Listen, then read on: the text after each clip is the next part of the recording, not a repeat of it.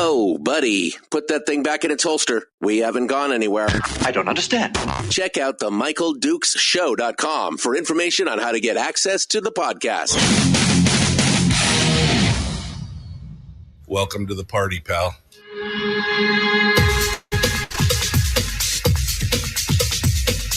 The Michael Dukes Show. The greed and the entitlement is astounding to me. What more could you want from a low-budget radio program? This is a dumpster fire. That was just BS. It is time to get a new perspective. We know just what you need, and we've got just the cure. Open wide and prepare for a steaming hot cup of freedom. I just don't fathom it. The Michael Dukes Show, streaming live across the world. Across the world on the... Wow, I didn't notice that earlier. Across the world on the internet and around the state of Alaska on this, your favorite radio station and or translator, it is the Michael Dukes Show. Good morning. Sorry, I just flipped the camera to myself and realized that my hair was sticking straight up. That's what happens when you don't look at the thing. Hi, how are you? Welcome to Thursday.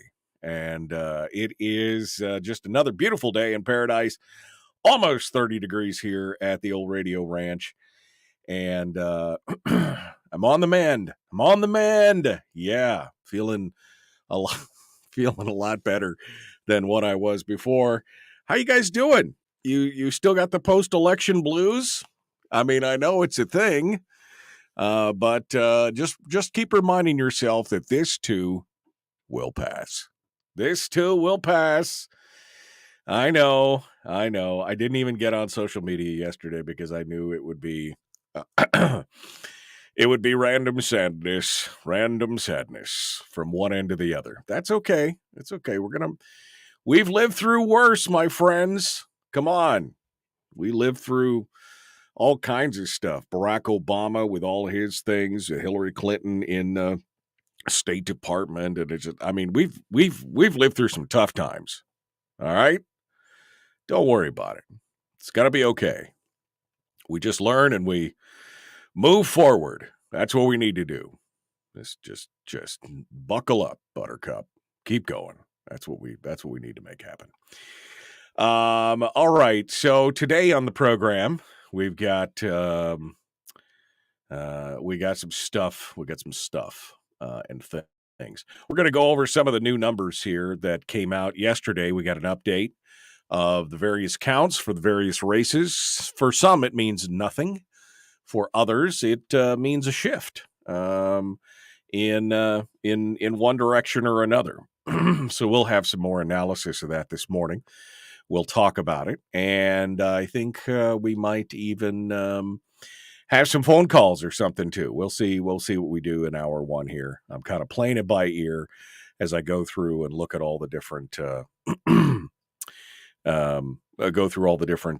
numbers and the new stats, including thank you to, I think it was Susie sent it to me, and also Rob sent it to me and everything else. But I now have the combined ballot count report, which is this is a report that tells you by House district. It tells you, did it not give me the Senate one? Just the House? Must be that. It must be. Anyway, it gives me the number of ballots that were requested by, for early balloting and for absentees. And so it gives me an idea of how many ballots are still kind of floating around out there. And so it gives me a little bit of a better idea maybe of potentially what could be done or what could happen as more of these ballots trickle in. So interesting. It's going to be interesting stuff. So we're going to go through all that. We're going to talk about that, and it's just overall a good time here in hour one. Now in hour two, Mike Coons is going to be joining us. Mike Coons is one of the leaders of AMAC. No, let me just say this. It is It is AMAC was it is the more conservative alternative to the AARP, and Mike was key to getting AMAC chapters started here in the state of Alaska. And so it's this is good. This is good that he got that started. Then we find out here not too long ago that he got ousted for some reason. And all the people got together in the Matsu area, and all the AMAC members, and they voted to dissolve the chapter. AMAC was like, no, it's all fine. Don't worry. You don't need it. We've got you covered. And they're like, nope, sorry. And boom, away he went. So Mike Coons, who actually came on this program, this is the irony of this whole thing. Mike Coons came on this program right when he got started to spread the word about AMAC and what they did. I had him on the program several times to discuss it. Sorry, my throat is still dry. And so he built it up at the beginning here on the show, and now he's going to tell us exactly what transpired and what's going on. So it is what it is. It'll be interesting.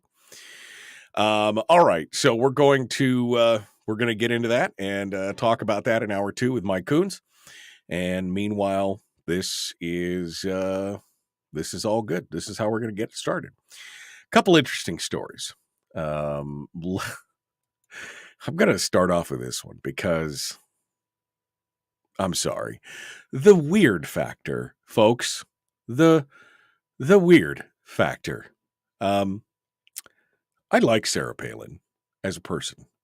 I've known her for many years. She used to appear on the program semi-frequently.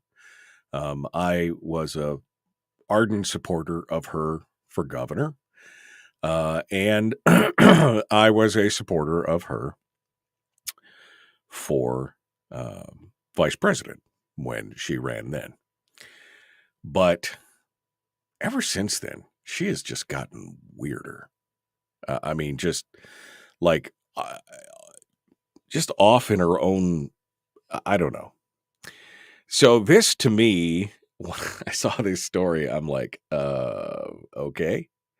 So Sarah Palin, yesterday, declared that she is presuming her victory and has announced Jerry Ward as her acting chief of staff. She said she's already working with the Congressional Freedom Caucus in Washington, D.C. to deliver opportunities for Alaska and would be meeting with the Freedom Caucus today, Thursday. It's my privilege, she said, to appoint Jerry Ward as acting chief of staff. Please see contact info for Jerry Ward below. And then she went on to thank her supporters in this video. She called Nick Begich a Democratic plant, dumping on the Republican establishment, and never once mentioned Mary Peltola, her friend, who appears to be winning overall. Now, the irony of all this stuff is the fact that she calls Nick Begich a Democrat plant. She is depending, the chances of her actually winning this thing are vanishingly small, folks. Vanishingly small. Currently, Mary Peltola has 47.22% of the vote. Well, wait, that's from yesterday's. This article has yesterday's numbers. Let me look at the actual numbers here that I have right here. Let me excuse me while I whip this out. Let me figure out where where my source is here. Here we go. Okay, so this is boom. Okay, so here is the latest numbers. Ooh, it's a long document. You got to scroll way back. Okay. All right, so it's still right. 47.22% of the vote is what Mary Peltola has. That equates to 101,236 votes for Mary, first votes first votes for Mary Peltola. Sarah Palin has 26.59. Nick Begich. Nick Begich has 24.21. All right. That's 57,000 for Palin and just under 52,000 for Nick Begich. So here's what has to happen. All the Libertarian candidate Chris By's votes will be disseminated. Right? That's going to happen in the first round because he's the low man on the totem pole here with only 3,700 votes, of which I am proud to say I was one. 3,700 votes. His votes will be redistributed. Many of them will probably go to Nick Begich, and a few will go to Sarah Palin. But then you get to the third round, because that's the second, right? And here's the third. The third round will be Nick Begich's will go, because even if Nick got every one of Chris By's vote, he's not going to overtake Sarah Palin. There's only 3,700 votes there. He's at 52. She's at 57,000. There's not enough to make it happen. Okay? I mean, I think, well, now that I say that, let me make sure that my math in my semi-drug-induced haze here, not drug-induced, I took a little cold medicine, but you know what I mean. Let me make sure that I am not overstating that it's not going to be close. No, not even close. Still, he's 1,600 short. 1,600 votes short. Even if he got every one of Chris By's votes and let's say another 500 from the write-ins, because a write-in may only write one in, or they might do something. They might do a second one. There's 540 write-ins. So grand total, 4,200 votes. Still not enough to catch Sarah Palin. If he got every write-in vote and he got all of Chris By's vote, Nick Begich still would not have enough to overcome Sarah Palin. Okay, so that's enough. Now we're to the third round. Right? Sarah Palin banging on Nick Begich as a Democratic plant, but counting on his voters to have done what she said she wasn't going to do early on, and that is rank the red. She would have to get almost all of Nick Begich's second place votes to make it through. She would have to get almost all of them to beat Mary Peltola's 101,000 votes. She'd have to get, out of his 51,000 votes, she would have to get, math, 43,000 of all those votes, which is the lion's share of the 51,000, right? So it's possible, statistically possible, but based on the last go-round of votes, remember back when everybody was shocked to find out that something like 35% of Palin voters didn't even vote for a second candidate because she told them not to, because she told it was all ridiculous? Remember that? Or the fact that many of those second-round votes in both Begich's and Palin's camp both voted for Peltola in the second go-round. Something like, what was it, 20% and 11%, something like that. So this is tough. This is tight. But here's Sarah Palin just acting like, no, nothing to see here. Don't worry. I'm all good. I'm winning. And then she had this whole thing about, I'm excited to ramp up the fight for Alaska. I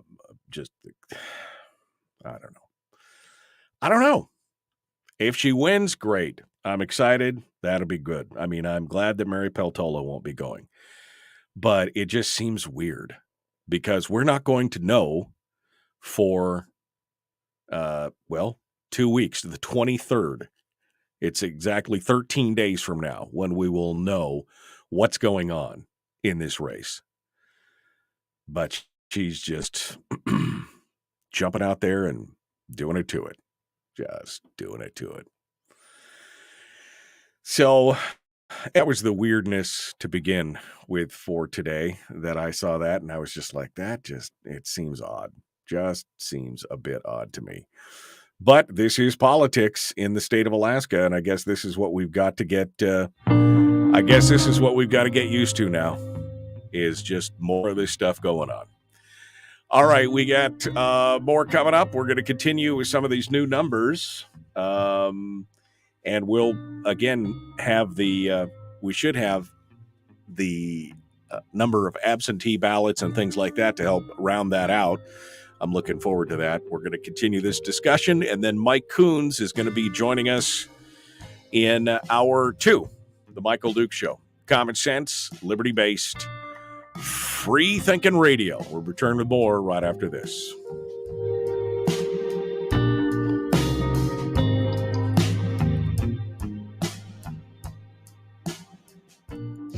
If you missed the show, you can listen to it on your time with Dukes On Demand. Oh, and it's free. Like America used to be. Streaming live every weekday morning on Facebook Live and MichaelDukesShow.com. Okay. All right. Good morning. We must have beat Michael to his own show. I don't know what you guys are talking about. I was right here the whole time.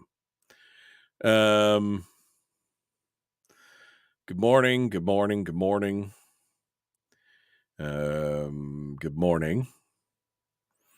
What's sad is that Americans for Prosperity touted that they help all conservatives knocking on doors. They did nothing for the Shabaka camp and was caught on Project Veritas with Murkowski. Good morning, fellow survivors of the government-sponsored economic crash.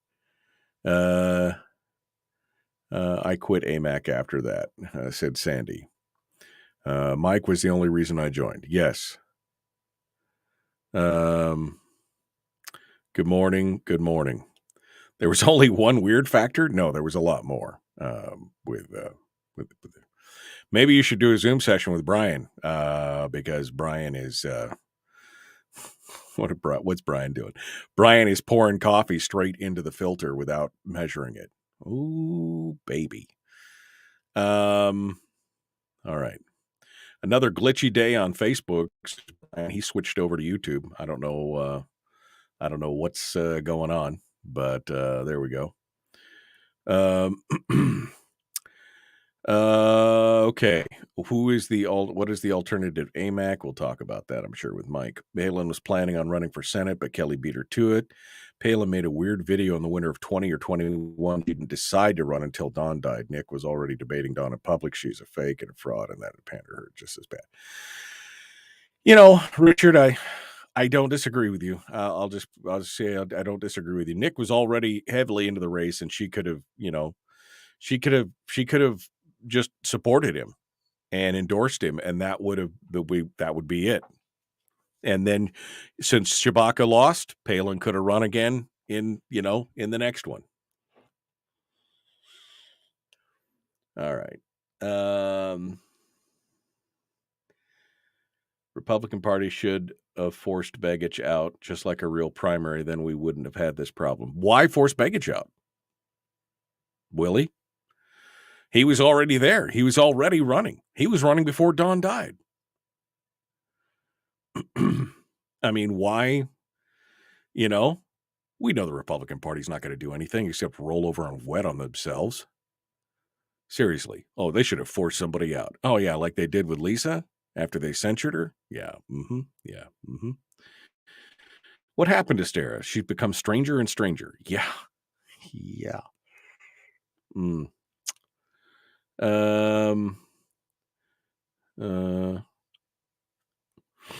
I'm thinking of the Philippines. Live on the beach and wait for a real wave, said Bill.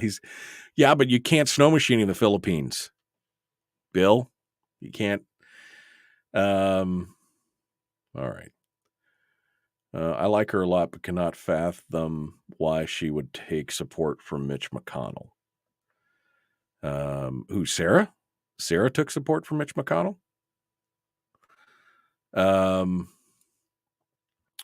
We put pressure on legislators to get rid of RCV. Alternate to AMAC is AARP, Obamacare. Okay. Good morning. Must be counting ballots in the dark out in the snow. Should be illegal to take so long to know the results. They're waiting for ballots to show up. I think that's what the argument is here.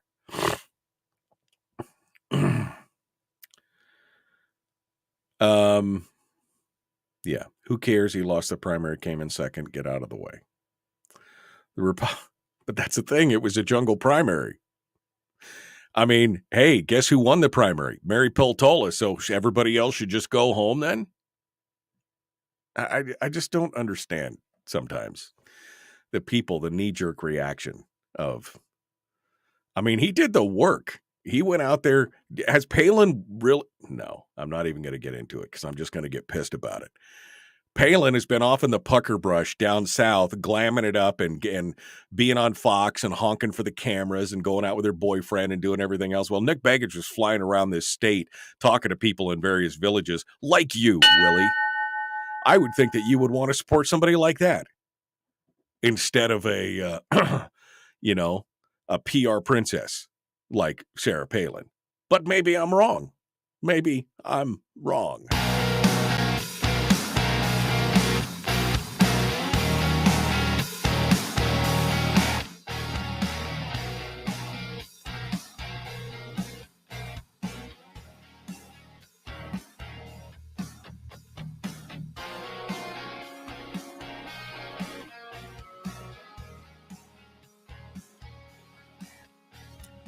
Well, if by some Christmas miracle the numbers all work out and Palin does actually win this thing, but again, by a Christmas miracle, she'll look prescient at that point. She won't just look weird. She'll look prescient, like she was declaring victory way ahead of everything else. But yeah, I mean, I got no problem. Willie has the right to support. Oh, we got into an argument in the chat room at the very end there. Willie could support whoever he wants. Anybody could support whoever they want. I just think it's ridiculous to say, well, if Begich had just dropped out early on. Begich was the one that started this whole thing. Begich was the one that started his campaign with his own money. I mean, Sarah Palin is the Johnny-come-lately to this thing. Right? I mean, she didn't decide to run until after Don Young died. Nick Begich had already been on the trail for 6 months before that happened. And to say, well, that he should have dropped out and blah, blah, blah. Why? Who actually went out there and campaigned? I'm just asking the question. Who went out there and actually campaigned? Nick Begich or Sarah Palin?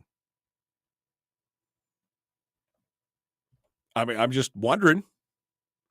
I mean, why didn't you say Sarah should have dropped out? Since Nick was there first, he was actually out on the road doing the work. He was, going to the different places, showing up, doing these things, while she was off flitting around New York and Nevada and Florida, and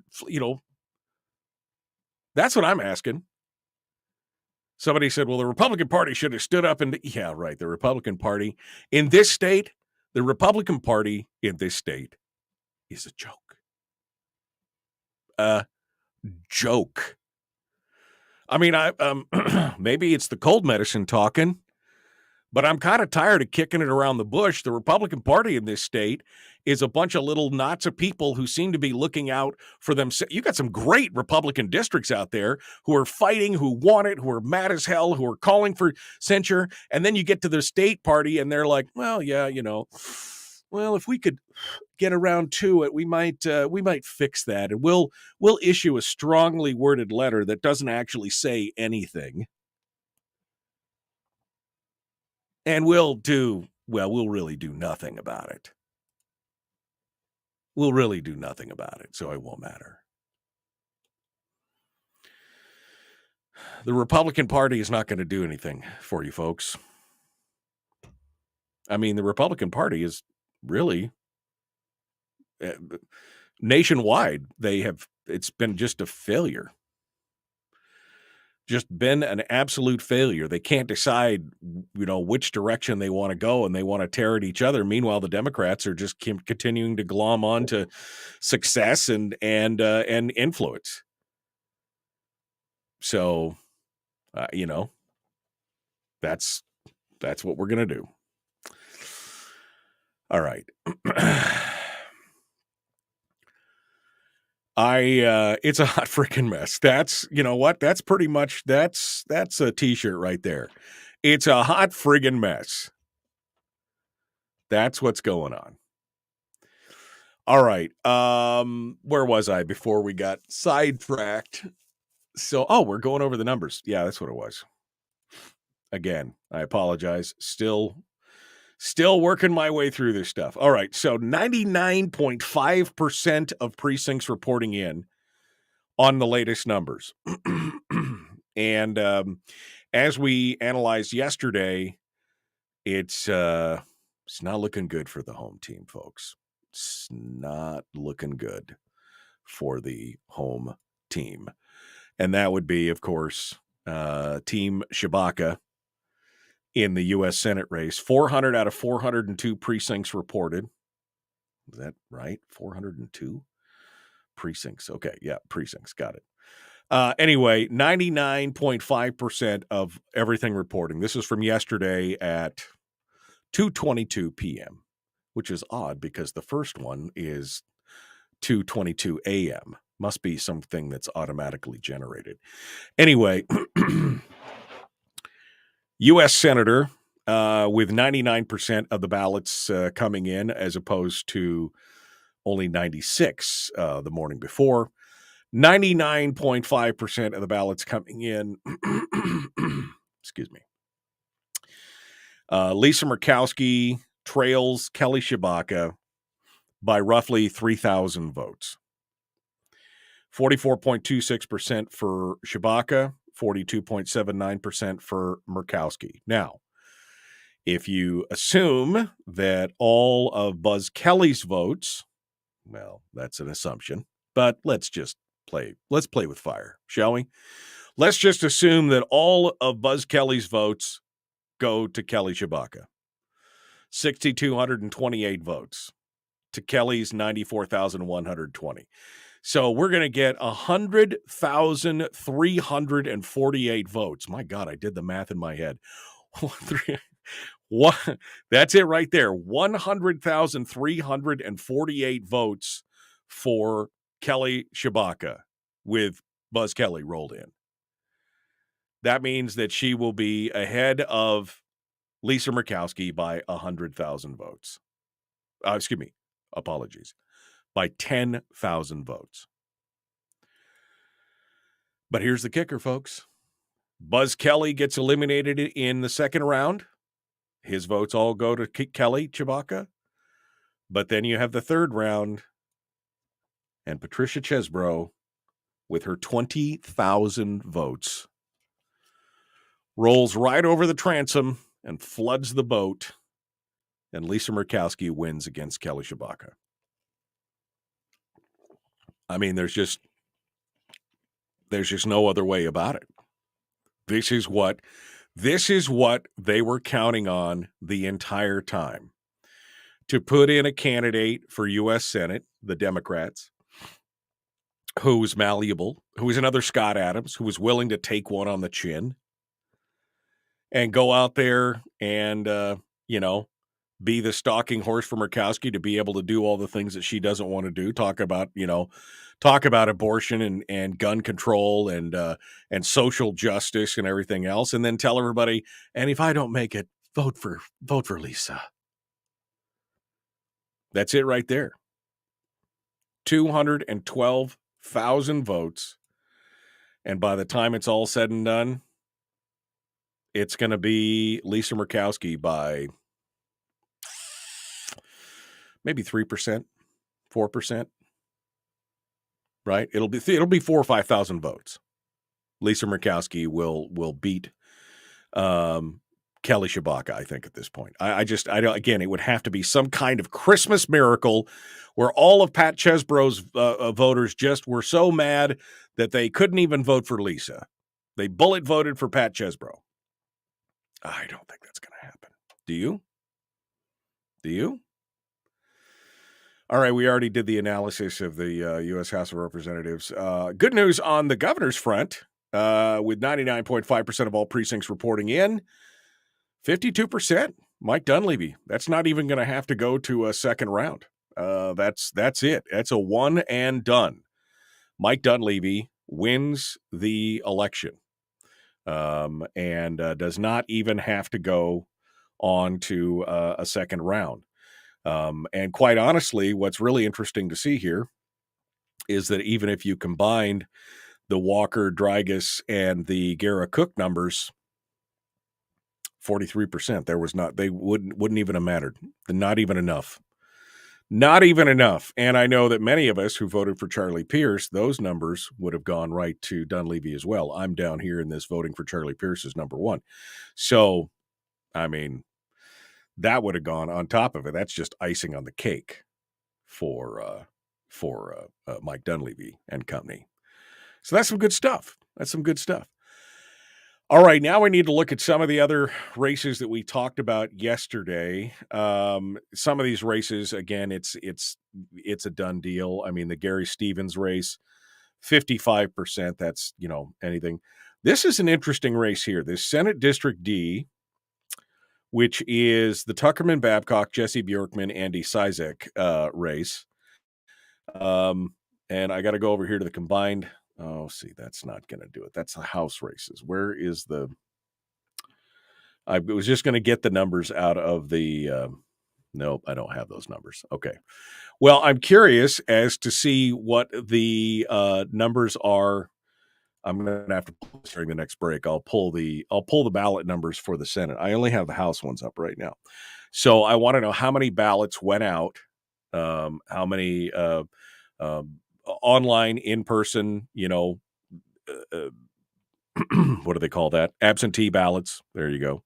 And early voting ballots. I want to know how many of those went out for this district, because this is an interesting number. Jesse Bjorkman, 46%.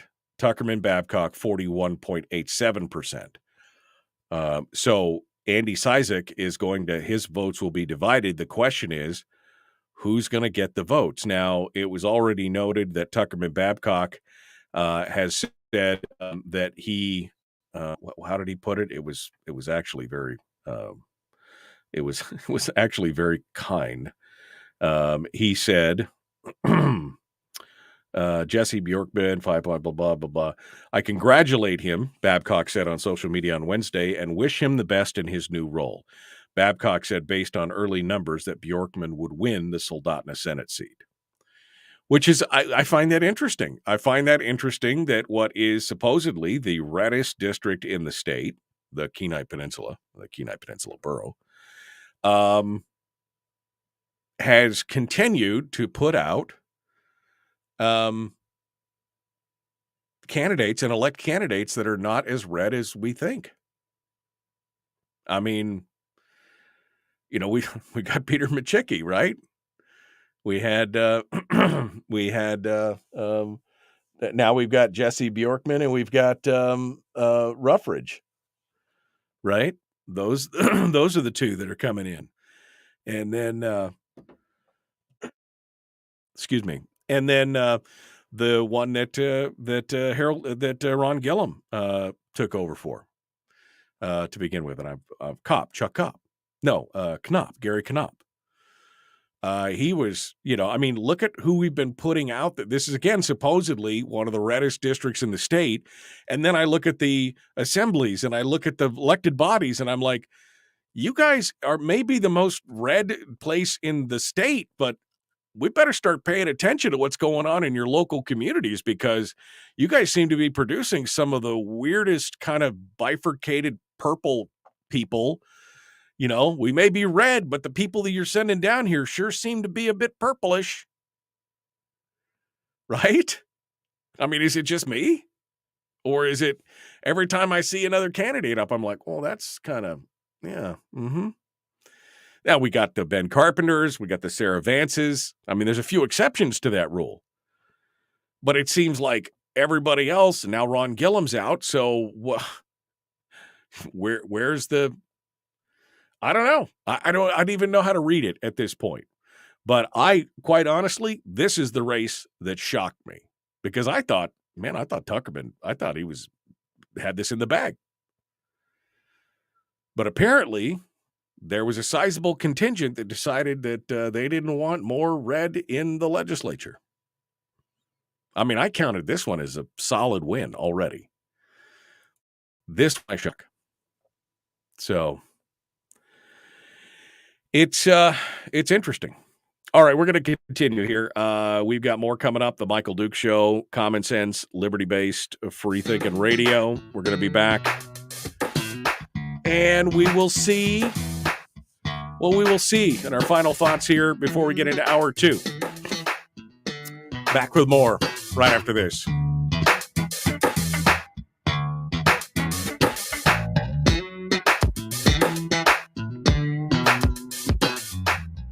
We're broadcasting live through a series of tubes, allowing all of these entities to provide streaming stuff going on the internet. Well, it's kind of hard to explain. Sorry. Streaming live every weekday morning on Facebook Live and MichaelDukesShow.com. Okay. All right. I'm going back up here to see what you guys are talking about here. Nick for Senate 2024.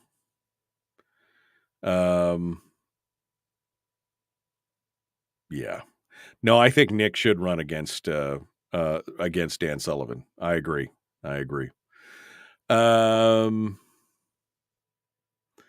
you guys got real verbose there.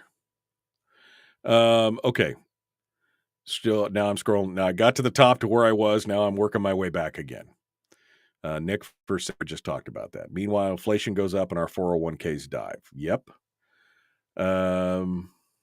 Sullivan is a big disappointment. Kelly had a good chance of being our senator. She had a good chance of being our senator. I mean, maybe she should just switch gears and run against Sullivan. Oh man, wouldn't that be fireworks between Murkowski and Kelly? Of note, Megan Trupp did very well. Eskimo Libertarian in the House. I saw that she did really well for a first-time outing. She got over 30% of the vote. 30, yeah, you know what I mean. Anyway, she did really well for having never done anything like that before. Very proud of her. Maybe if we're sick enough of the two parties, we can start campaigning for Chris right now. Got 2 years. I'd love to see that. Okay. They figure only 8% mark a second choice. That means Kelly T is probably going to be our new senator. What? They figure only 8%? Harold, where'd that number come from? Wait, let me go back here. I mean, if that's true, and I'm not saying it's not, I'm just saying that would mean only 8%, Pat Chesbrough, if only 8% of, where was I? Damn it, Janet. Here we go. So if you're saying, and I want to know what your source is on that, 8% of 20,000, and let's say 8% of there, so that would be, another, so she'd be at almost 95,000. But if only 8% of this would be, really? I want to know where the 8% number comes from, because if only 8% did, that means that only about 1,800 votes would go in here. 1,800, and that means that Kelly would still win. But I just can't see. I can't see it only being 8%. You see what I'm saying? I mean, I don't know. Maybe I'm wrong. Maybe I'm wrong. Libertarians had to pick between socially tolerant or fiscally responsible candidates. We couldn't pick a candidate with both. I thought we did. That's why I voted for Chris By. I know what you're talking about, Care. Wouldn't they have to rank Lisa and in that round? Big snowflakes. Okay. Maybe Dunleavy can govern the way we thought he would now that he doesn't have to worry about re-election. Yeah, maybe. Chris Eichenlove, State of the Republican Party. Dunleavy wins in the first round, but all other conservatives lose. Yeah, that was... Dunleavy was right to sell out a conservative base, wins the race, but loses his soul. Jeez. The way, shenanigans on the peninsula. Teachers and their unions got Bjorkman elected. Tuckerman helped screw Joe Miller, so I say feed him fish heads. Yikes. Every single person I know in the Kenai Peninsula called me on election day and asked me how to vote. That I get that every year. Although I had my phone turned off this year, so nobody called me. Maybe they did. Maybe I'm the one that lost the race for everybody. I wonder if voters are just tired of the divisive nature of the whole process, and that's why they went to the middle. That very well that could possibly be right there. Rufford shows the power of the teachers union. That's why Tuckerman Babcock may lose. Yeah, we have a big pharma shill and an NEA puppet we're sending to Juneau from the KPB. Yeah, it's very, very sad. Very sad. Reading Andy Cizek's response to AK Beacon question, I say his voters would lean Babcock. We'll have to say, we'll have to see what's going on. 8% are exhausted. 92% are distributed. Well, if you do the numbers on that, 92% of 20,000 is 18,000. That still beats Chewbacca. 8% are exhausted, 92% distributed. That's where you go. All right. Ready to do this? Let's go.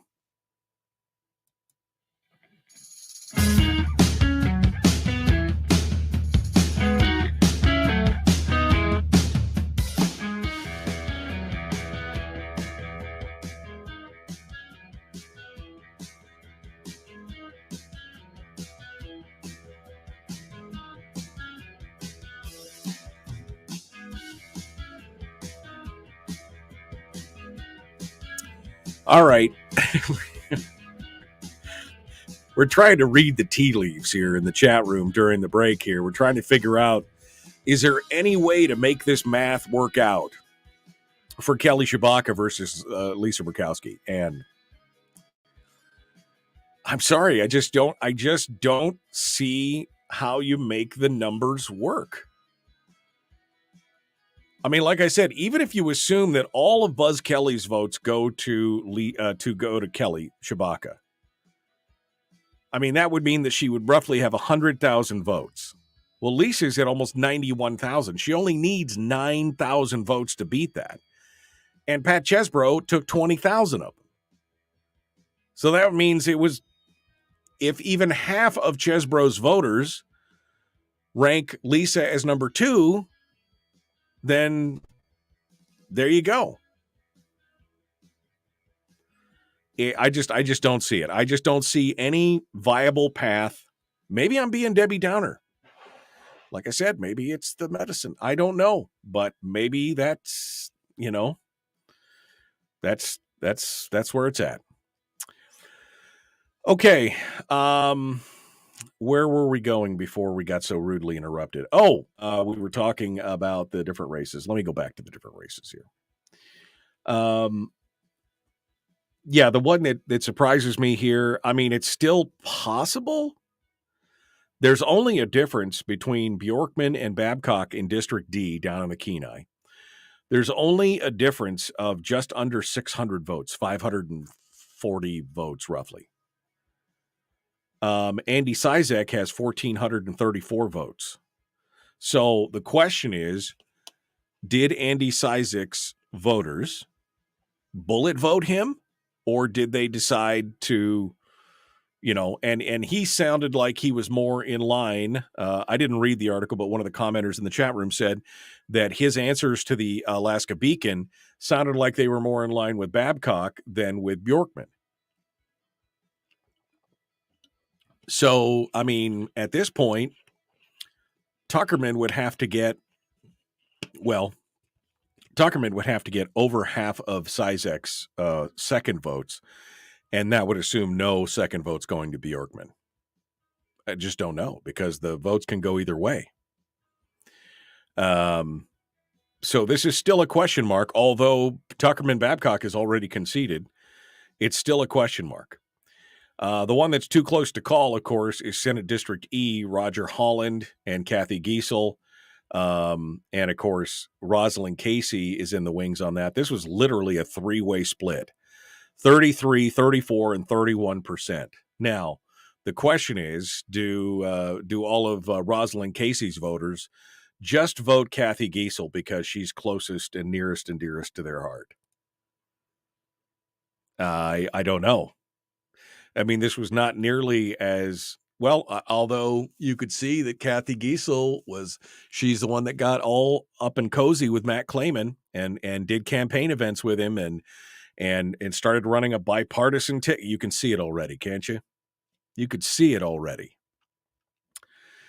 All right. What was the one? Matt Clayman, Mia Costello.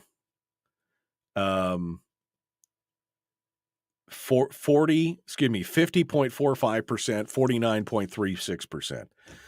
Dang it. I don't have the, I did not get the invoice. Excuse me, not invoice. I did not get the link for absentee. Here we go. Right here. I did get it right here. Combined. Is this the one? But is this just to have the House? Why does it not show the Senate district? Oh, I know why. Because they combined. You got to know which. I'm an idiot.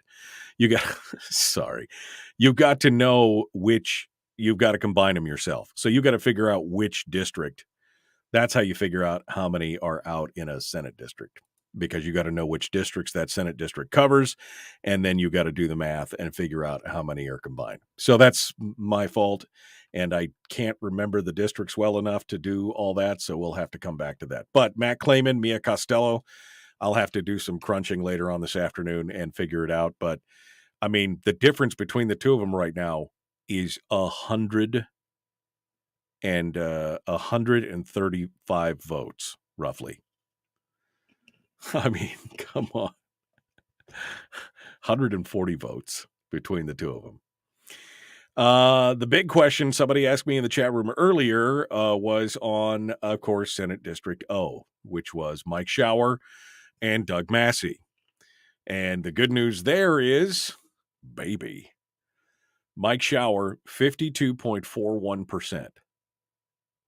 That's it. That was a 41% voter turnout in District O. That's a pretty good turnout. And Mike Shower turned the tide, and it's 52.41%, meaning, well, that doesn't matter because there's only two of them anyway. It's not like they would run another round of ranking. But Mike Shower came out victorious on that one. The other one that people were asking the question of was for Kevin McCabe, and that is House District 30, which would be District 29 and 30. Am I right there? So Districts 29 and 30. Districts 29 had 1,207 and 1,488. So that would be 1,696 absentee ballots went out, or early vote ballots. 1,600 and what did I just say? 1,686, of which, not 1,686, 2,686, and of which we have only received so far 774 from District 29 and another 990 from District 30. which leaves us with almost 1,000 ballots still that were sent out but have not yet come back in. So we've got nearly 1,000 ballots that are still due to come in. And so 1,000 ballots between those two, and Kevin McCabe and Doyle Holmes and Joy Mendiola. So Kevin is at 45%. Now, the question is, first of all, we've got 1,000 ballots that are still out there, so we don't know what's going to happen there. But second of all, Joy Mendiola, are they more likely as bullet voters? Are they more likely to be bullet voters, or are they more likely to rank Doyle Holmes because they don't like Kevin? I don't know. And will Doyle Holmes I just don't know, because this is what it's going to come down to. It's going to eliminate Joy, and then it's going to be between Kevin and Doyle. So I just don't know at that point. We'll have to see. If they rank it out, then it'll be a percentile of what's left. That's going to be the bottom line. So this one is not assured yet, although he does hold a 10% lead over Doyle Holmes right now. So that was the question asked and answered. House District 31, this is the other one. Did Kelly Nash's second choice votes go to Bart LeBon? We don't know yet. We just don't know. We're going to have to be watching all those things to see how they run out. Okay. Well, that brings us to the end of this hour. We got Mike Coons with AMAC coming up here in just a few moments. We're going to talk with him about, he was with AMAC, formerly with AMAC. We're going to talk with him here in a few minutes, and we'll see what goes on from there. Meanwhile, we're going to take a quick commercial break, and when we come back, we will do that. Don't forget, you can always join us over on Facebook if you want to participate in the chat room. It's been a lively one today, a lively chat session today. Just go on over to facebook.com/Michael Duke Show if you'd like to be part of it there. You could also, of course, check us out on our own website, michaeldukeshow.com, where you'll find the links to the audio-only live stream, to the podcast, and to pretty much everything else we got going on. So go check it out. Back with more. Hour 2 dead ahead. It is the Michael Duke Show. Common sense, liberty-based, free-thinking radio. Mike Coons is our guest up next.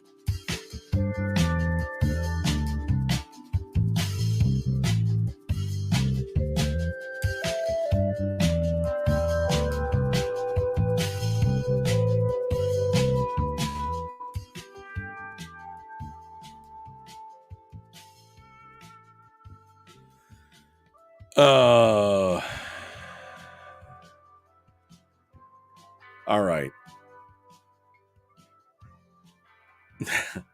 The question we should be asking ourselves, says Politidick, is why every major race is nearly even with vote count. Are these districts really that purple? I think some of them are that purple. My God, my hair will just not sit down. Let's see what's going on here. Yeah. I don't know. Are they that purple? I mean, I just ranted about it down on the peninsula. I mean, what do we got on the peninsula down there, right?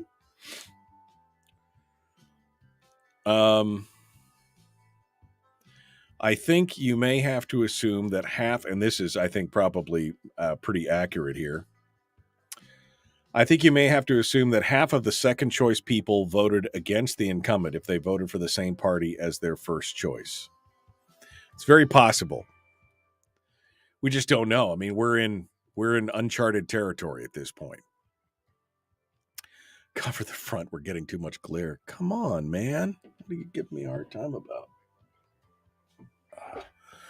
Sorry. It's okay. Over the Thanksgiving holidays, you guys I'm going to come back, and it's going to be a whole new deal. I'm tearing the whole studio out and redoing a bunch of different stuff, including the lighting. Putting a new camera in, better lighting. It'll be fine. But, there you go. Have to remember, only 30% even voted.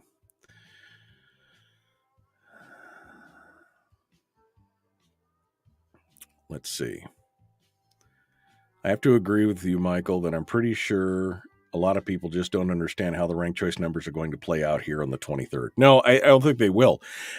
They're going to account for some of these ballots as they come in. Somebody said, what are they going to do? Are they going to hold them? What was the question?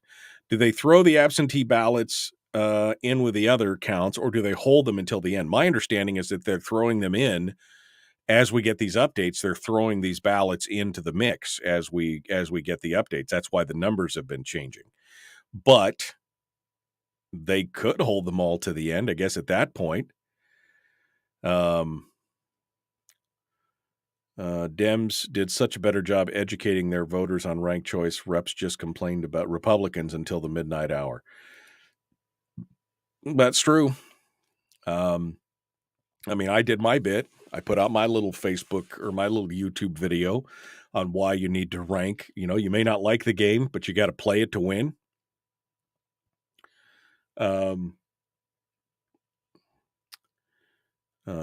The last voters coming in are from the villages. Lisa has no question. Let's move on to the House. Yeah. I think that's, I think you might be right. Again, it would have to be some kind of a Christmas miracle, Keel, for Lisa not to win at this point. It really would have to be.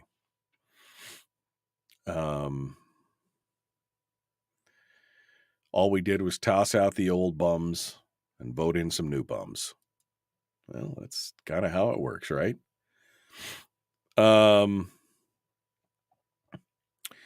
Yeah. All right. Well, we'll have to see what it comes out to. The ranked choice voting is not going away with this new legislature. Bjorkman supported it. You did really well educating folks, says Sandy. Well, I mean, I did my best. It is what it is. What? I don't understand what all this is about here. 37, 7, 20, King Cove. So the ones that needed help just stayed on the bandwagon and relied on. I don't know what that means, Richard. I'm a little confused by that whole thing. I photobombed Lisa at a coffee shop in Girdwood. She was really nice about it. Well, of course it was. It's election season. What do you expect? Of course she was going to be doing it here. Well, I'm not going to let you guys hear this. Hold on.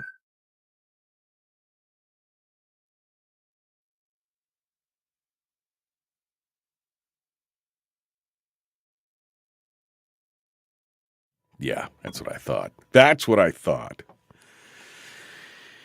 Okay. Well, we're waiting to, Mike Coons should be driving up here and parking in the garage any second. The green room is what I meant there. Man, this cold medicine's some good stuff. All right. I lied. I really didn't take any cold medicine. I can at least blame my weirdness on it for today. Right? Am I right? All right. Don't forget to like and share. Don't forget to like and follow the show page. Don't forget to ring the bell. And, well, now it's got like a swoop on it going on. Now it looks good. Don't forget to subscribe and ring the bell on YouTube. All of those things will help us even more than anything else. So please, and just share the show. That's all I'm asking. For the love of all that's holy, just share the show. Come on. Mike Coons here should be joining us in just a hot second. And oh, that's it. I don't see him. But I'm sure we'll find him between now and the beginning of the theme music, which happens here in just a few minutes. My hair is fine. Yes, I know. Now it's perfect. He's got the swoop and everything. I mean, I'm not. Ranked choice voting or not, says Sean, Lisa is going to be hard to beat. Palin would win by a wide margin if Nick voters embraced the rank the red. Well, I mean, that's what we were encouraging everybody to do. You could vote for Nick, but make sure that you ranked Sarah a number 2 or number 3. In my case, since I voted for Chris By and then Nick and then Sarah. So there you go. All right, here we go, folks. Jumping back into it. The Michael Duke Show, Common Sense Radio.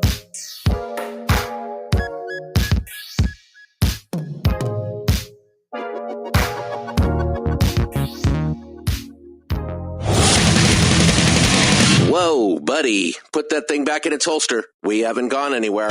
I don't understand. Check out the MichaelDukesShow.com for information on how to get access to the podcast. Welcome to the party, pal.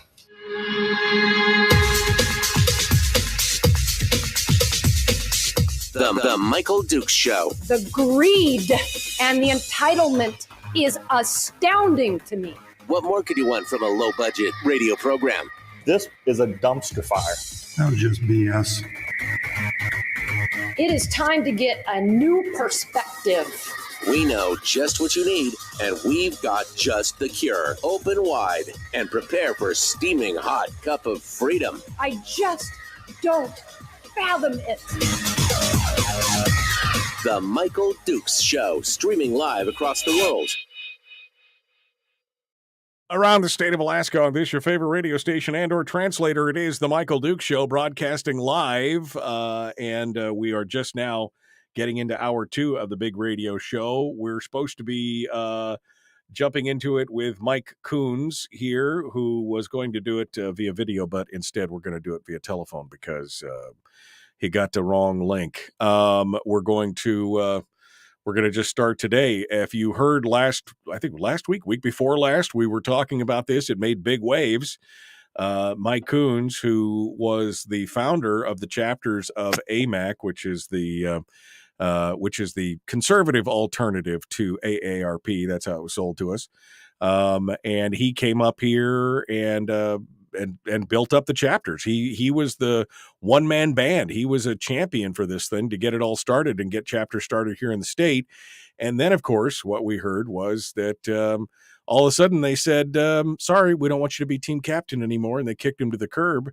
And people in the Matsu were not happy about that. In fact, they said, okay, so we'll just disband. And they're like, oh, no, you don't have to do that. Oh, yes, we do. So I wanted to get the straight dope on this from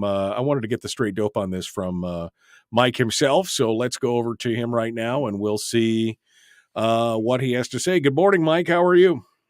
Morning, Mike. Thanks for having me on so I can I don't want to talk about the elephant in the room too much, but I do want to promote what we're doing instead to take and moving forward.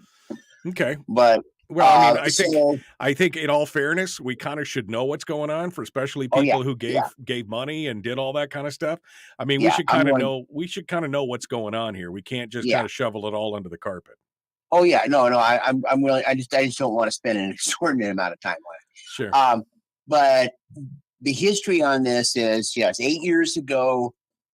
I was, like a lot of us, I was getting in the mail from AARP. And I just didn't really feel good about AARP. I kind of had a not sneaking hunch that they were a liberal, and I had no intentions of giving them my money. So I've been hearing about this thing called AMAC, and this was back when Mr. Weber was the founder, the CEO and the founder. And so I called them up and I said, I want to be a member. And they were like, okay, they were tickled to death about that. And I said, so is there any chapters here in Alaska that I can go to and learn more? And the answer was, no, we don't, but would you like to start a chapter? And I'm going, this is kind of out of the blue. She says, I'll tell you what, she says, I'll give you a 1 year's free membership if you'll start up a chapter. Now that's talking about a cheap date, $16. Right. So I got 1 year's free, and I ended up starting up this chapter, and it just went from there. And we grew and we grew and we grew. And I mean, the very first meeting we had overflow. We were at the MTA building downstairs. We were overflowed there all the way outside. We had to turn people away. There was a huge need for the mature Alaskans. We don't call it. I still don't call myself senior, although I'm. They say I'm not. I'm the new 40 now. I hit 70, which I think is BS. But anyway, That's the new But 40. anyway, That's the new yeah. 40. I can't wait to hit it, man. I just can't wait to Yeah, hit it. that's what they keep saying. That's what I'm hearing. But anyway, so over the years with Dan Weber, he was huge on the chapters. He wanted the chapters to be out there and in front, and we were. And I went to Juneau. I talked to legislators. I helped. I testified. On bills and representing AMAC, our AMAC chapter. Was never representing AMAC itself, at large, but I was representing my chapter members. So one day, Polita Dick and I were on, and we were testifying against Andy Josephson's. This was this year bill for 100% increase in gasoline tax, and KTOO quoted me, and they quoted me as president of the Massachusetts chapter AMAC Action. But that went to the AP wires. The AP wires, some lawyer in New York City for AMAC saw it, called up headquarters. I get this nasty phone call. What the hell you mean you're testifying and representing AMAC? And so I caught 10 ways of hell for that.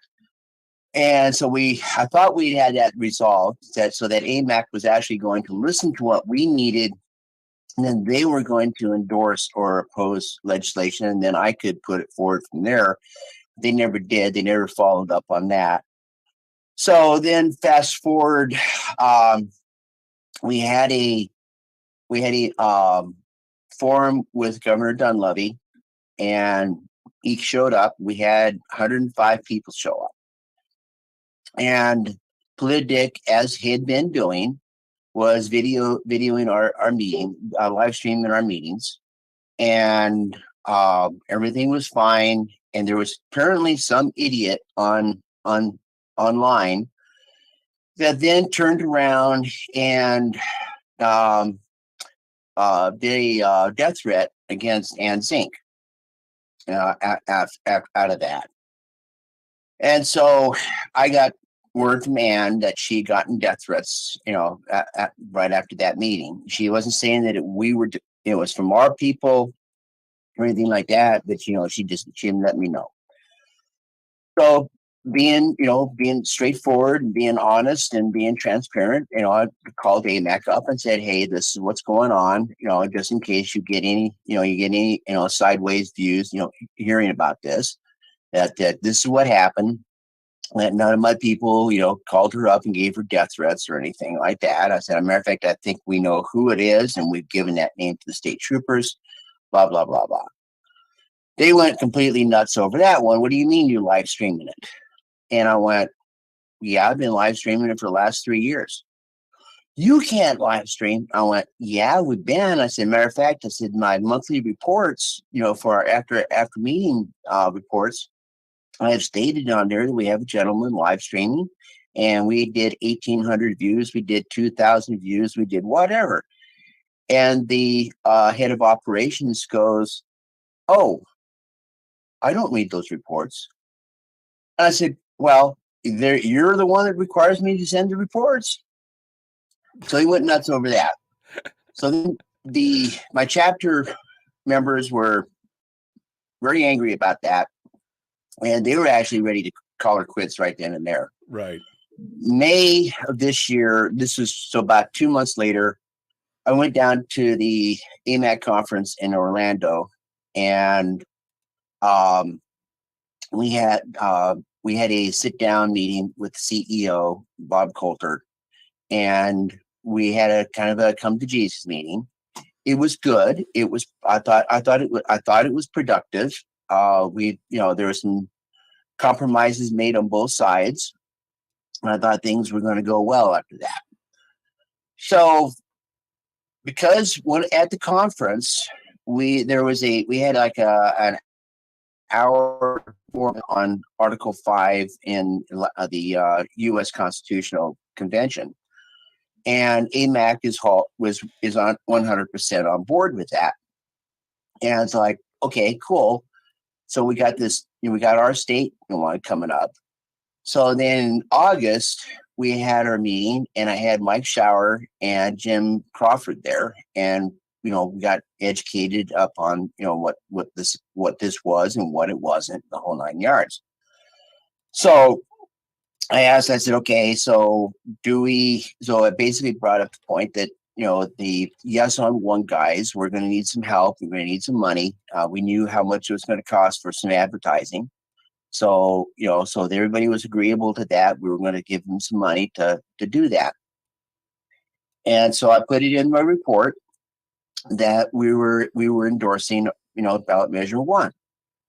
Well, let me back up just a second. So about 3-4 months prior to that, I had called the VP and raised this issue about ballot measure 1. I said, I understand that it's a 501c4 that we can't endorse candidates, but can we endorse a ballot measure? I said, we endorse legislation, we oppose legislation, we do all those things. I said, why, I said, can we do that on a ballot measure? And he kind of hemmed and hawed about it, but yes, we could. Okay, fine. So then, so fast forward back to August. So in my report, I put it in there. That was the 3rd Saturday of August. So I send the report out same day, I always do. I go out on my hunting trip. I left on the 2nd of September. I'm out on my hunting trip, and the phone rings. Thank God I didn't have a bead on a bull moose at the time. And which unfortunately I never did get a bead on a bull moose, but that's beside the point. And so I get this phone call, and I got Andy Mangione, who's the VP, and Jennifer Benedict, can never remember how you pronounce her name. Anyway, she's the operations, informing me that because we were endorsing ballot measure 1, and we were stepping outside the bounds of 501c4, and we were stepping outside the bounds of AMAC action, that they were letting me go. And I said, wait a minute. I said, Andy, I talked to you 2, 3, 4, maybe more, 4 months ago about this very subject, and you hem and hawed about it. But you looked at 501c4, and there is nothing that says we can't endorse issues.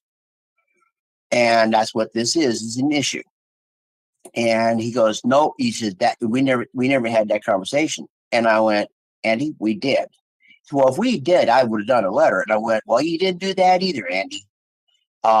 So they said, well, you're being formally informed that you are no longer with AMAC. You cannot support AMAC. You cannot advocate for AMAC. You're not an AMAC chapter leader anymore. And I said, I'm formally telling you that you're full of shit, and I don't like this. However, you're the boss. If you want to fire me, fire me. So then I get a phone call from Shelley Hughes. I just got an email. What the hell over with you and AMAC? Found out that email, there was a mass email out to 8,900 Alaska AMAC members at 12:33 specifically, stating that I was no longer with AMAC and that I was no longer a chapter leader. The phone call was between 1 and 1:30. So almost an hour after they sent out a mass email that was basically saying that I was fired. They called you and told you were fired. Yeah. This is after the fact. Yeah. All right. So I was like, okay. So I talked to Shelley. Shelley ended up calling Andy. Andy basically told her there was a done deal. She tried to reason with him that, that there was nothing that says we can't endorse, a ballot measure. Because she knows the rules better than he does, I think. And so then I got a text message from David Eastman. Then I got a text from Mike Shower. And then I got a text from Delana Johnson. And apparently they had sent out to all the legislators as well that I was no longer. So that was really nice of them. So that I came home, and we were still having our meeting in October. That because now, since I was no longer, Tom Wood, who was my VP, is now the acting president of the chapter. Right. And so I sent an email to them, to AMAC, and said, okay, we're still having our October. Tom's running it. Tom's the acting person, and the subject matter is going to be, what the future is of our chapter. And because we have to send out, they send out this mass emailing to all Alaska members about, any upcoming meetings.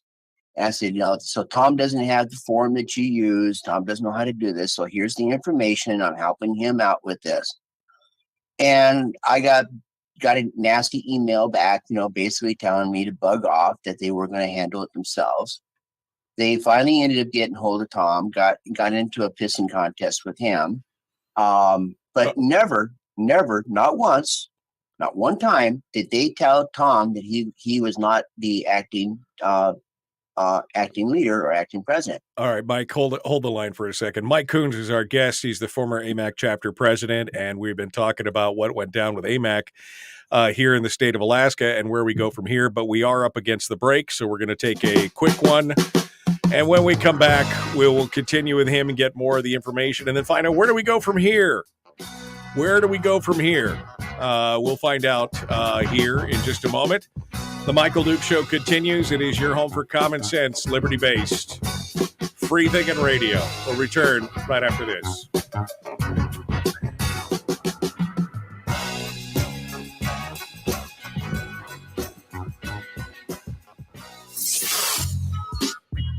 What is that? Common sense. Regularly heard on American radio.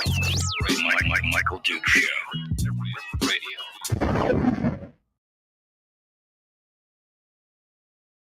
Okay, we're in the break right now with Mike Coons. Mike, fair warning on this. Don't watch your language, will you? Because you drop the S word there. Not a good thing on radio. Okay. But we'll get back to that here we'll get back to the rest of your story here in just a hot second. Let me go back here to see what some of the other folks are saying. And I tried that streaming thing that you sent me is what I did. The StreamYard link? Mm-hmm. And you said you were in, but you're not in. I came out. I can try it again. If you want to try it again, that'd be great. The one that I sent this morning is not the Google Calendar invite, but I sent you a StreamYard link this morning. You should have an email. Right, and that's what I used. Let me see. Let me find it again here. Okay. Try it one more time and see if you can link into it, and it'll tell you. You can just drop right into it. Entering the studio. Loading. Wow, Mike. Oh, this is kind of new.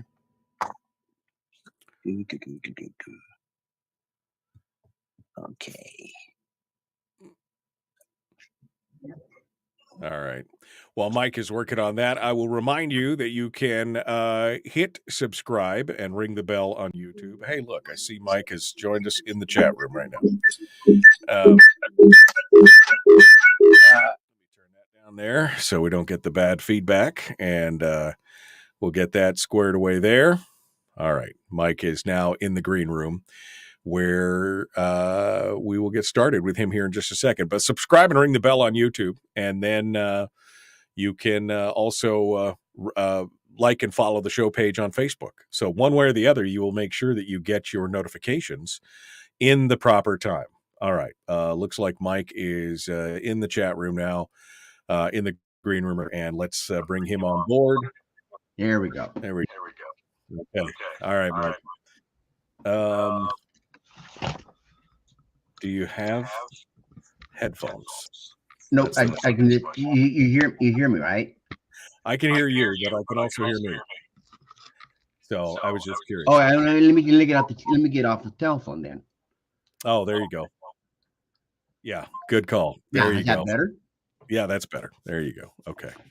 All right. So now we're ready. Mike Coons, AMAC, joins us. You there? I'm here. Can you hear me?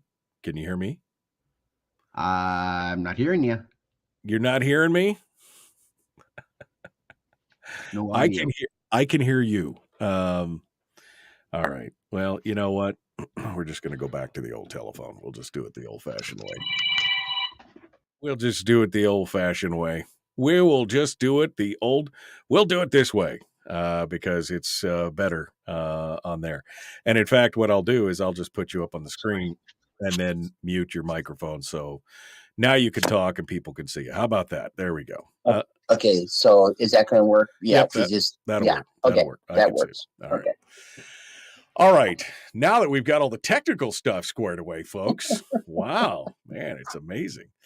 All right, so we're going to continue this story here in just a moment with the big meeting and the big showdown, which ought to be very, very interesting here as we get further along. And then we're going to find out exactly what the answer is.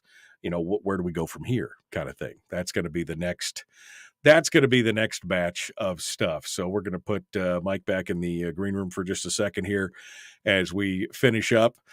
Coming up tomorrow on the program, it will be Firearms Friday. Your chance to sound off on issues of a 2A nature here on the program. I don't have any guests lined up. I might try and line somebody up today for tomorrow. We'll see what happens there. But hopefully we will it's going to be a good show. Let's just put it that way. That's all I'm saying right now. I'm not guaranteeing anything. I'm feeling so much better, but still a little bit fuzzy around the brain case. So just you'll have to forgive me as we get ready to go into it. Don't forget, coming up a week from this Saturday is going to be our big radio auction statewide. We'll talk more about this as the week gets ahead. Here we go. The Michael Duke Show, Common Sense Radio.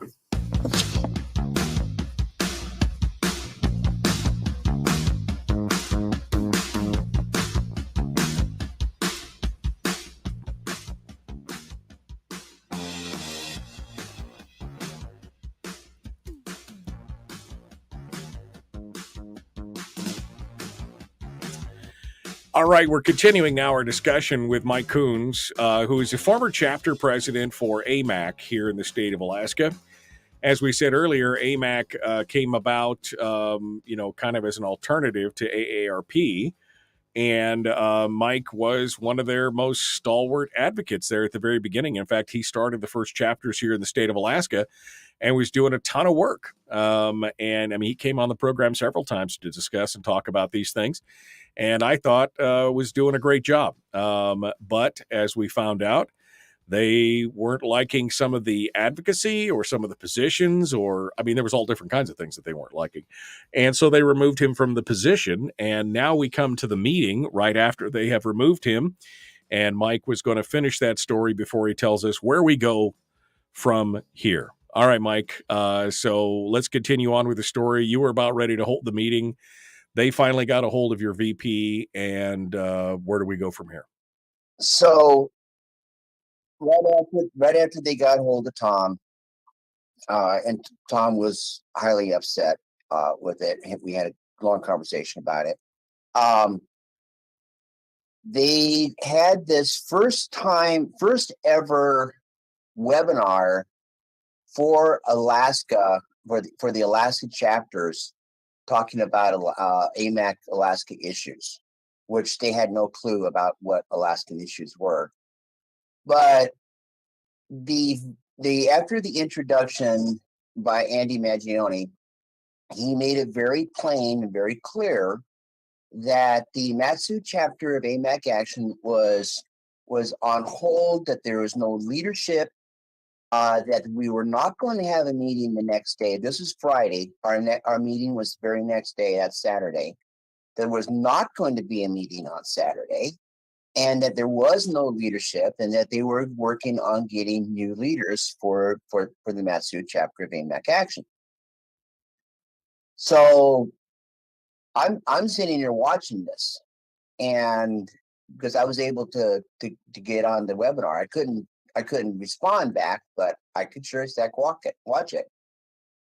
So we had our meeting anyway.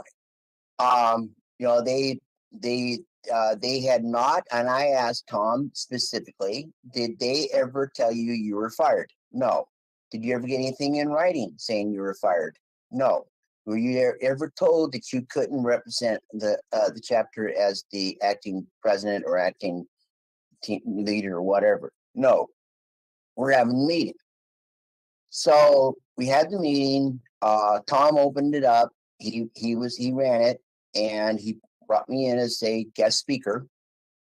So I laid out everything that was that had happened, and I had almost an hour of question and answers, and really laid out everybody. We had about 40 people there, and everybody was not happy, to say the least. And so at the end of, I laid out, after laying everything out, I said, okay, so I said, since we still follow, the Robert's Rules of Order and everything, I said, as a member of this chapter, I make a motion that we dissolve the Matsu chapter of AMAC action immediately. And do I have a second? And there was a second. And so we opened it for discussion. We discussed it for about an hour. And then we voted. And out of approximately 40 people, it was 2 no's, the rest were yeas. And so AMAC was informed about that. They're not happy with it. I don't care. That's their problem now. So we don't have a chapter anymore. Now there is 2 other chapters in the state of Alaska. If you people that still want to be, be part of and be advocate for, and to, do things for seniors throughout in the state. There's still 2 of them. There's Robert Coulter's down in South Anchorage, and he meets the second Tuesday of each month. And then you got Tim, I think his last name is Byron, something like that. He's up in Fairbanks, which I started that chapter up in Fairbanks. I went up there and got people to volunteer and start that up. Robert started it up for Anchorage because we had a need for that, and he was one of my chapter members in Wasilla. So they got those 2 still going on. Right.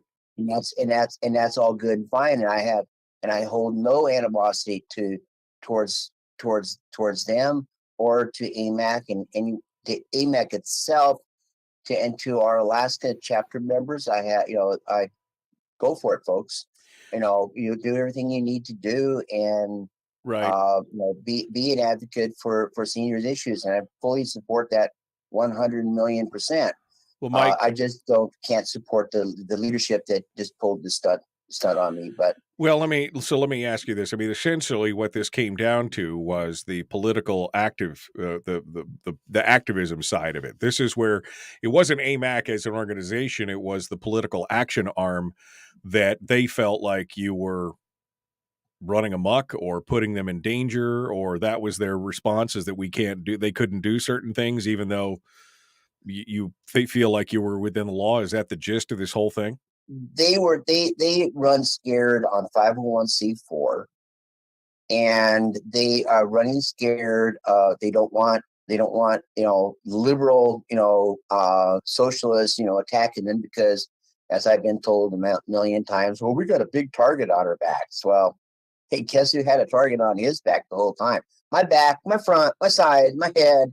I mean, I've had socialists and liberals attack me 10 ways a Sunday. So it's like, okay, I'm still here. Right, So right. I'm not too worried about it. But they are so worried, and sadly, the leadership in Florida in AMAC went woke. As far as I'm concerned, they succumbed to this woke intolerance, that they were more afraid of that than they were standing for conservative values in Alaska or Florida or Kansas or whatever state, right, across the nation. So, and that's what they wanted to do. They wanted to fire me. Okay. I'm fired. And so So now we're doing. Yeah. So where now do we we're go moving. from here? That's my next question. And so where So do we go from here? So right after the meeting, Tom adjourned it, and then I said I would like to form a new organization here in Alaska. And at that time, I came up with two names: the Concerned Seniors of Alaska (CSA) or the Concerned Alaska Seniors (CAS). And I was told by a couple of different people that CSA probably wasn't going to be a good idea, since CSA also stands for Confederate States of America. Right. So that's what the proposal was. And the people there said, well, wait a minute, do we want to be strictly a senior organization, or we want to open this up for all voting age people that are can vote? And so that's when we came up with concerned conservatives of Alaska, CCA. So that's a new organization, and does it do similar things to what AMAC used to do, or what what is the I guess the charter of the CCA? What does it stand for? What do you guys do? Yeah, we're, let me see. I think I do. Do I have this on my computer already up? Yeah, here we go. Okay, so come on. Our mission, our vision. And this is what we're going to be voting on the 19th for finalizing. But the vision is to promote the growth of conservative truth and policy to voting age Alaskans. The mission is be a focal point for fair conservative debate, election issues, candidate information, and issues that affect the promotion of a just and responsive government. Increased knowledge of conservative values, policies, issues, and support through membership meetings and technological outreach to Alaskans, and advocating for responsible city, borough, state, and federal government to ensure our freedoms and liberties. That's our mission statement. Nice. And that's where we're going. So you're holding this meeting on the 19th. I'm assuming anybody who has a vision or has a belief in conservative values can participate, since it's no longer just a senior organization. So where do folks go to find out more about it? Where's the meeting? How do we find out about more of this? Okay, one, I'm working up an events deal on Facebook for that. So that'll be going out, and that's going to be published, put out for public. I just sent a letter to We the People. That should be coming out. Well, I think their paper comes out this week. So there's an article in there, and also this is going to be at the Real Life Church in Palmer. It's on the Palmer-Wasilla Highway, just north of Equestrian Acres. That's our go-to place. I want to see how this goes first, and then if it's going to go good, then I want to be able to maybe alternate between there and Chugach Senior Center, so I can kind of catch that Eagle River, Chugach, Northern Anchorage crowd. So we're going to be doing that, but that's going to be the third Saturday of every month at 11 a.m. And it's going to go like clockwork. So is this a PAC? Is that what is this a political action committee, or is this what is this group going to be formed of? Okay, here's the funny part. Remember I was telling you that AMAC was all big about, we're a 501c4, we cannot endorse candidates. Right. Well, I finally got hold. I got hold of a lawyer, and I laid out everything, and because I researched 501c3s 4 and 6, and so I sent him our articles of association, our bylaws, our mission statement, and the rules under 501c4. And because that's the one that it looked like the best, because in the rules it says that an organization, a 501c4, can endorse candidates and support candidates as long as it's not the primary mission. I just read our mission statement. Endorsing candidates is not a primary mission. Right. Our primary mission is education. So people will understand and know what's going on legislatively, what the bills are talking about, what the legislature is doing, what the borough assembly is doing, what the city of Palmer or Anchorage or whatever are doing, and educating people on those issues, so then they can turn around and be advocates and go to those borough assembly meetings or call in or go to committee hearings in Juneau, right? For legislation. That's all that is. To 2 years from now, when it comes down to re-election, are we going to want to support people like Shelley Hughes and Mike Shower and and whomever? Yeah, we're going to. But that is not our primary, and I got it in writing. Right. And I got the lawyer that came back and said, yes, we can be a 501c4, which AMAC action was just like, you're not a PAC. You're just an organization or association, a nonprofit, 501c4. You're able to do it. Where do folks go to find out about you, Mike? We're running out of time here. Where do they go to find out about you? And the meeting is on the 19th at the church. Where else do they go? Right now, that's pretty much it. I'm on Facebook.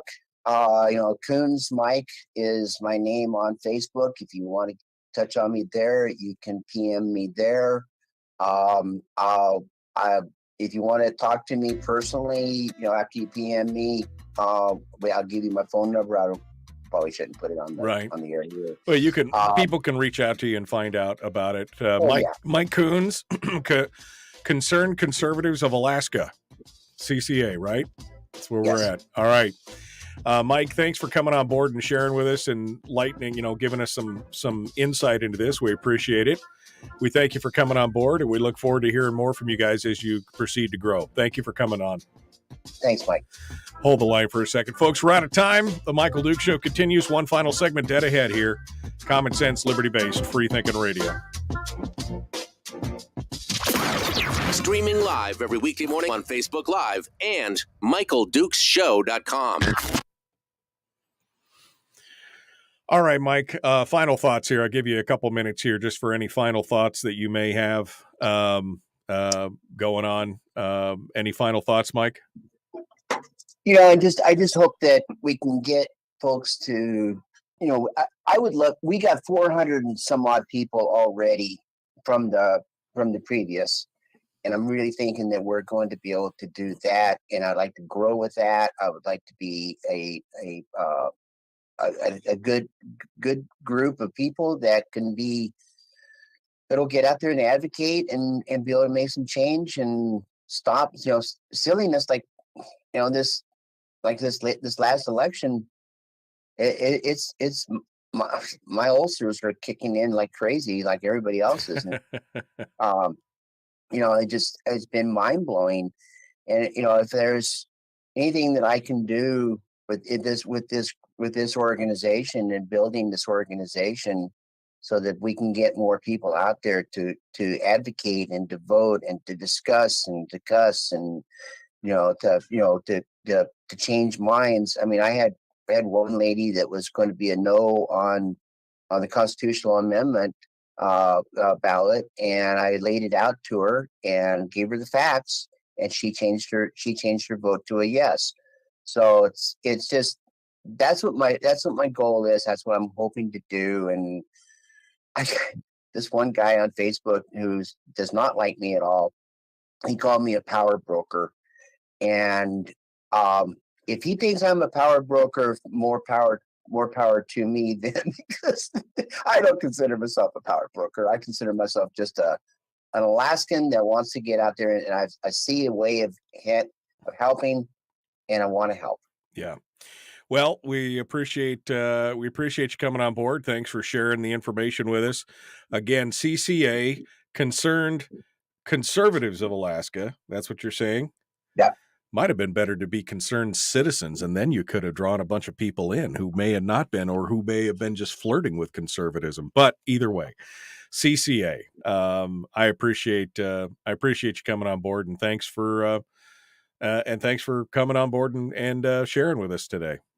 Thanks so much for having me on, Mike. All right, I appreciate it. And let's keep in touch on this. I'd like to kind of follow up on how we're doing, maybe later down the line. Yeah, you bet. All right. Mike Coons, thank you so much for calling in and being part of it today. We appreciate it. We love getting the information there. All right. Down to the last segment of the show here this morning. So I guess, what do we want to talk about? I don't know. I think I'll open up the phone lines. There you go. I think I'll open up the phone lines. See if I can do it without blasting everybody out. Thanks for calling. All right, we'll do that. That is all ready to go.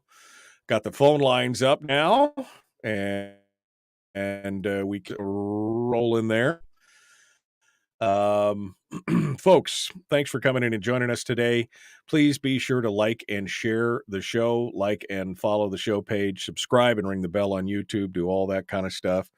We appreciate you guys being part of it today. Thank you for coming on board, especially putting up with the fact that I have been not 100% for this last week. I feel a ton better than I did. I mean, Monday and Tuesday were the worst, like death on a stick. But now I'm feeling a lot better, and at least I can I can form a complete sentence, which is positive. Because if you saw me on Monday and Tuesday, you knew that I was, yeah, baby. Definitely not good stuff there. So anyway, appreciate you guys coming in and joining us. Let me go back over here and see. I'm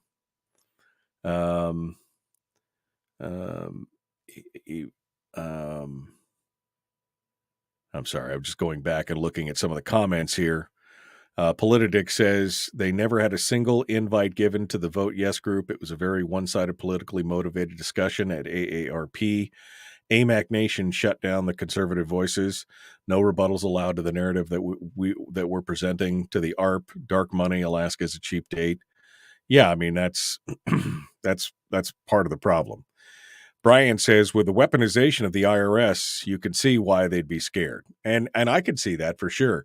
And I mean, with the warfare, the legal warfare that we're seeing against candidates and everything else, yeah, I could see why they're scared. But at some point, you're either there to be in the fight or you're not.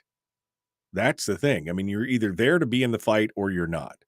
Yes, they could be scared, but if they're following the letter of law, I don't see as how that could be, and maybe AMAC should be countersuing some of these people for the same kind of stuff. Maybe that's, what it is.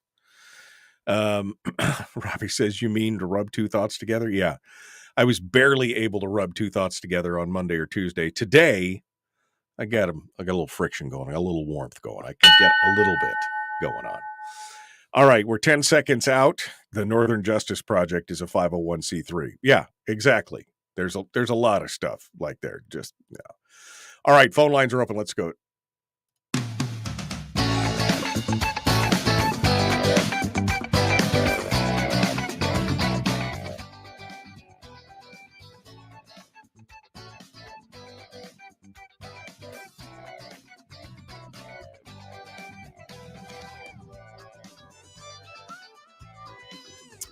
Okay, we are in the final segment of today, and let's just go Joker's Wild. How about that? Let's just open up the phone lines, and let's just open up the phone lines and see what you guys have to say.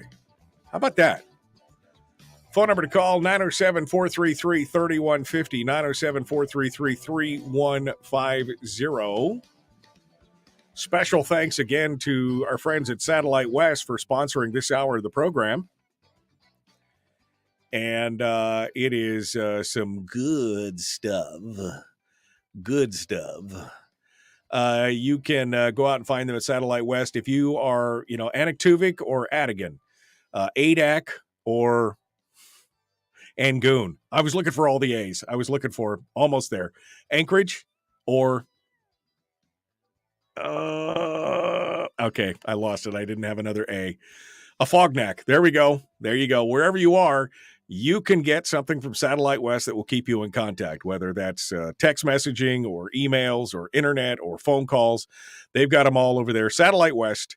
You can find them at satellitewest.com. Thank you for sponsoring the program. All right. So the phone lines are open at 907-433-3150. Whatever you guys want to talk about.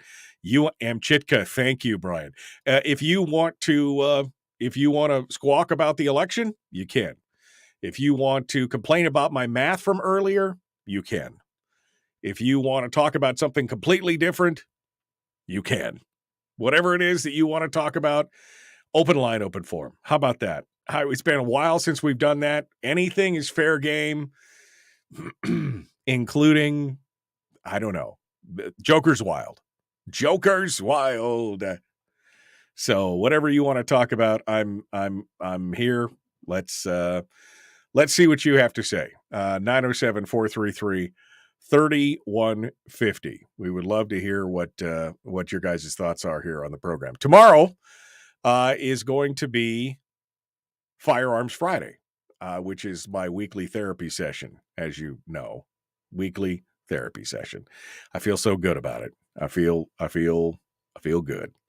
We're going to get a chance to sit back and relax, talk a little bit about guns and firearms, and we might even have we will have a guest. Tomorrow we will have Chris Chang will be joining us. Top Shot Chris Chang will be joining us in hour 2. And of course, Willie Waffle. I mean, come on. What more could you ask for on that? That's it. Maybe some surprises. I don't know. We'll see. If I feel as much better today as I did from yesterday, if I feel that way tomorrow, then it'll almost be like normal. It'll almost be normal.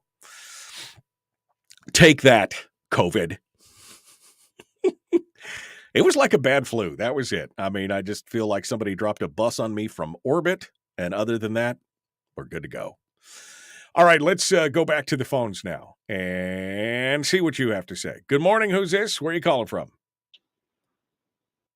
Good morning. This is John from Anchor Point. I was just curious about how the con turned out. Oh, John, bad news for you, my friend. 2.5 to 1, a no on the con. Oh, I know. All right, thank you. I know. It was a tough one. We knew that was going to be an uphill battle, though, John. I mean, you can't get outspent 100 to 1 and expect that things are going to turn out differently. We fought the good fight. Very true. I think that the outside dark money is a problem in all these races. Oh, yeah. No, absolutely. So much advertising. Oh, man, that's all you saw. I mean, like I said, on Election Day, I was laying on the couch for about an hour. I watched YouTube, and I saw 6 ads in an hour about no on the con. I mean, they were just blasting the airwaves. So, yeah, it's going on out there. All right, John. Well, thank you for calling in from Anchor Point. Another A that I forgot. See, that's where you go. All right, let's go back over here and continue on with some calls. Good morning. Who's this? Where are you calling from? Good morning. It's Melody from Wasilla. Hello, Melody from Wasilla. What's on your mind? I just wanted to call you and tell you what a great job you've been doing going over the election results. You're really the only place that I've ever really been able to find real numbers. I want to say that I'm happy that Dunleavy is still in office. Yeah. I was talking to Senator Shower about him and telling him I wasn't sure which direction to go. And he goes, do you want Walker in there? And I said, nope, I'm voting for Dunleavy. He goes, you got to give him credit for the things he has done and not look at all the things that he didn't do. And that's true.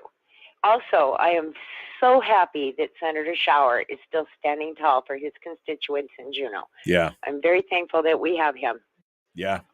No, absolutely. That's all I wanted to say. You did a great job in presenting the results. And thank you. And considering my head was underwater. I'm happy to see that we did get some. Pardon? Considering my head felt like it was underwater, I felt like okay. I mean, we must have done okay then. You did a good job. You did a good job. Thanks for being upfront and honest and putting it all out there for everybody to know what's going on. I'm disappointed we didn't get the CON vote, but we can always try again, right? Yep, exactly. We've got 10 years, either that or maybe we can change enough of the players and make things work enough to get it done on our own. I don't know. I mean, we got to do something. Something's got to change. I agree. Yep. Something's got to change. I agree. But you have a great day, Michael. All right. Well, thanks for calling in, Melody. I appreciate it. 907-433-3150. I got time for probably one more phone call. If you would like to sound off this morning, we'd love to hear what you guys have to say. And we'll be until then, we'll be preparing for the Firearms Friday event too.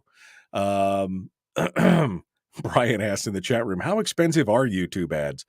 Well, depends on where you put them and how many, and it depends on if they're skippable or not and everything else. But I mean, they're, if you get enough impressions where people look through it, you could talk about, 30, 40, 50, 60 cents an impression. It can add up, but when you got a gazillion dollars, I guess that doesn't matter, right? Players keep being changed, says Politidic in the chat room, but they keep moving further left. Yeah, that's the thing. I mean, we keep changing the players. And we've changed out 1/3 of the prior to this election. I haven't done the math now on the rest of it, but we've changed out 1/3 of the legislature prior to this last election. And now we've changed more, I'm sure. But it's going to be a challenge. If all we do is change out the players, the people who are going to continue the business as usual big government spend, it's not going to help us. I mean, it's got to be this is kind of like the fiscal policy working group thing. It's got to be holistic. You can't just change out the players. You've got to change out the players. You've got to change out the venue location for the session. You've got to change the rules. You got to put fiscal conservatives. We got to put fiscal conservatives back into the House, the Senate, the leadership, the legislature. You got to put those people back in there. It's insane. It's crazy. All right. Well, we're out of time. We got to go. So tomorrow is another day. Tomorrow, in fact, is my therapy session. I'm looking forward to it. Thank you all for coming in. Thank you for being patient with me this week as I navigate the Rona. We will see you tomorrow. The Michael Duke Show. Be kind, love one another, live well. All right, we got one line on hold. Let's take it, shall we? Let's do it. Let's live dangerously. Good morning. Who's this? Where you call from? Hey, Michael. This is Bubba from North Pole. Hello, my friend. What's up? Click Bishop.